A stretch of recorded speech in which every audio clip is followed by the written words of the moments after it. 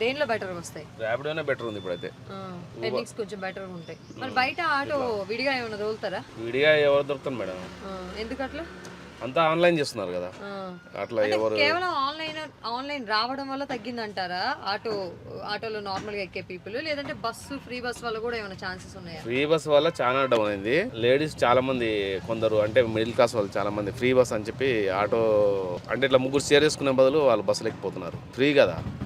ఎంత వరకు ఇబ్బంది కలుగుతుంది అంటారు ఫ్రీ బస్సుల వల్ల ఆటో వాళ్ళకి? స్టార్టింగ్ అయితే చాలా దెబ్బ పడింది ఫ్రీ బస్ పెట్టిన స్టార్టింగ్ లా. తర్వాత కొంచెం బాగానే ఉన్నది. మళ్ళీ ఇప్పుడు కొన్ని 60,000 పర్మిట్లు మన కొత్త సీఎం రేవంత్ రెడ్డి గారు ఇచ్చారు కదా, ఆ పర్మిట్లు ఇచ్చిన తర్వాత ఆటోస్ ఎక్కువైనాయి.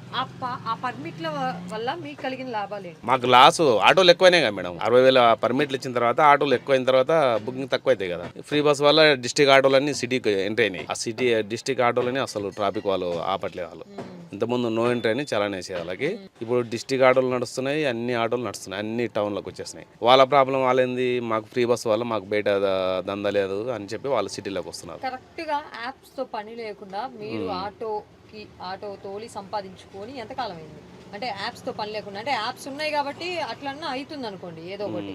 ఎంతకాలం అయి ఉంటుంది? 2014-17 వరకు బాగానే ఉన్నది.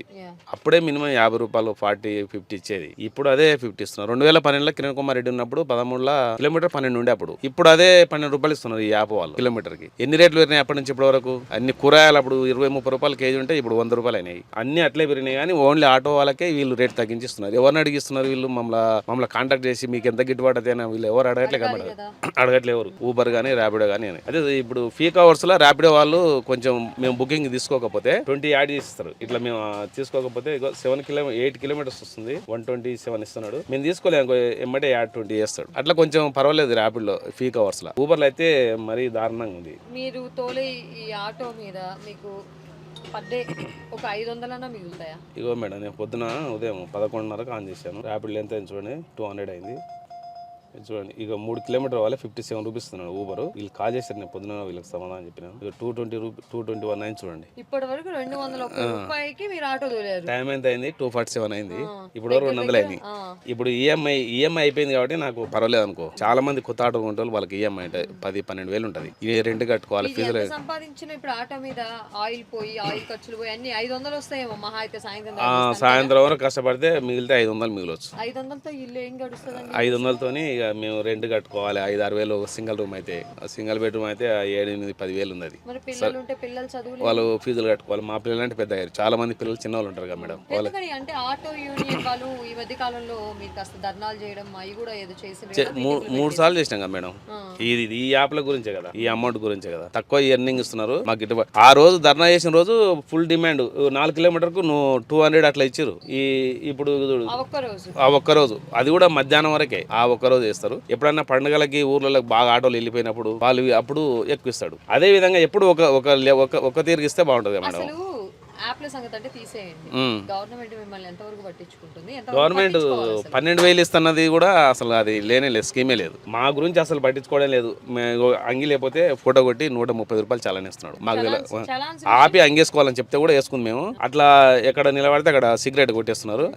నాకు లేవని చూసుకుంటే 2 వచ్చినాయి. నాకు మీకు తెలుసా ఇప్పుడు డిజిటలైజేషన్ ప్రాసెస్ కి వస్తుంది మీ చలాన్స్ అని చెప్పి. అంటే మీరు సిగ్నల్స్ మిస్ చేసి వెళ్తే మీ అకౌంట్ నుంచి డైరెక్ట్ అమౌంట్ కట్ అయ్యే విధంగా డిజిటలైజేషన్ చెప్పాడు. మరి అప్పుడు ఏం చేస్తారు? ఏం చేస్తాం, పని మీకు అలవాటైంది కాబట్టి ఇంకా తిన్నా తినకపోయినా ఇంక ఇదేనా? అంతే ఉన్నట్టు. ఇంక మరి ఏం చేస్తాం మేడం, వేరే దగ్గరికి ఎక్కడ పోతాం? ధర్నా లేదా యాప్ల గురించి కాకుండా ప్రభుత్వానికి మీ కష్టం తెలియజేసేటట్టు ప్రభుత్వాన్ని నిలవడానికనే కదా ఇవంతా చేసేది. ప్రభుత్వం పట్టించుకోవాలి కదా, వీళ్ళతో డిస్కషన్ చేసి మాకు గిట్టుబాటు ధర ఇప్పించాలి కదా మేడం. సరే, ఒక మాట, ఇప్పుడు కాంగ్రెస్ ప్రభుత్వం వచ్చిన తర్వాత ఫ్రీ బస్ వచ్చింది. అంతకు ముందు కేసీఆర్ ఉన్నప్పుడు అప్పుడు ఎలా ఉండేది మీ వ్యాపారం? ఫ్రీ బస్ లేకుండా యాప్స్ కూడా మాకేం రాలేదు. అప్పుడు 2017లో వచ్చింది యాప్. అది ఫ్రీ బస్ లేకముందు కూడా అప్పుడు మన తెలంగాణ రాకముందు మేము నార్మల్గా రోడ్ల మీద చేసేది మంచిగానే 1000 రూపాయలు అట్లా చేసేది. అప్పుడు తక్కువ గ్యాస్ రేట్ తక్కువ ఉండే, 30 రూపాయలు రూపాయలు ఉండే 700-800 అట్లా మిగిలేది. ఈ యాప్ లో కూడా స్టార్టింగ్ లో బాగా అలవాటు చేసాడు, మంచిగా ఇచ్చిండు. 1000-1500 చేసేది అట్లా. రాను రాను అలవాటు చేసిన తర్వాత కొత్తగా బండి ఎవరైతే కొత్త యాప్ చేసుకుంటారో వాళ్ళకి ఎక్కువ అమౌంట్ ఇచ్చి వాళ్ళకి ఎక్కువ బుకింగ్స్ ఇచ్చి పాతగా అయిపోయిన వాళ్ళకి అందరికీ తగ్గించేస్తున్నాడు. అమౌంట్ తగ్గించేసి బుకింగ్స్ తగ్గించేస్తున్నాడు. అట్లా చేయడం వల్ల మాకు చాలా లాస్ ఉంది. ఆయన అమ్ముకోవాల్సిందే ఇక. మీకు తెలుసా యాప్స్ ఈ మధ్య కాలంలో వస్తున్నటువంటి delivery apps, door delivery apps, food delivery apps, వీళ్ళందరూ కూడా నష్టాలను చూపిస్తున్నారంట వాళ్ళ కంపెనీకి సంబంధించి. తెలుసు కంపెనీలు నష్టాలు చూపిస్తున్నారా? కంపెనీలకే నష్టాలను చూపిస్తున్నారు. అంటే రాజ్యాంగంలో ఉన్న కొన్ని లొసుగుల్ని పట్టుకొని ఉన్న కంపెనీల మీద ఉన్నటువంటి వాటికే లొసుగులు చూపించి మేము నష్టాల్లో ఉన్నామని చెప్పేసి ప్రభుత్వానికి మమ్మల్ని ఆదుకోండి అని చెప్పేసి కూడా చెప్పుకుంటా ఉన్నారు. మరి సర్వసాధారణ ప్రజానికం పరిస్థితి మరి వాళ్ళకి నష్టం వచ్చి మాకు నష్టం వచ్చి మరి చేసే అమౌంట్ అంతా ఈ డబ్బులని ఎవరు కడుతున్నారు వాళ్ళంతా. మరి బంద్ చేసుకుంటే అయిపోతుంది కదా, మనం యాప్లు బంద్ చేసుకుంటే అప్పుడు ఇంత ముందు ఉన్న నార్మల్ లెక్క ఉంటే అయిపోతుంది కదా. బట్టి మీరు అర్థం చేసుకోవాల్సింది ఏంటంటే వాళ్ళు తెలివితేటలు వాడుతున్నారు, వాళ్ళకున్న ఆపర్చునిటీస్ అన్ని వాళ్ళు గ్రాప్ చేసుకుంటున్నారు. అదే మేడం, ఏం బాగాలేదు ఇది ఆటో దంద అయితే మరీ ఘోరంగా ఉంది. కొత్తగా ఆటో కొనేటోళ్ళకి అయితే చాలా ప్రాబ్లం అవుతుంది. వాడు బతకలేడు. వేరే దగ్గర ఎక్కడ చేసినా కానీ జాబ్ కూడా అంతే ఉంది కదా, 10-15 వేలు ఇస్తున్నారు. అటు బీటెక్ చేసిన అంతే ఉంది, డిగ్రీ చేసిన, నేను డిగ్రీ చేసిన, బీటెక్ చేసిన అంతే ఉంది, డిగ్రీ చేసిన అంతే.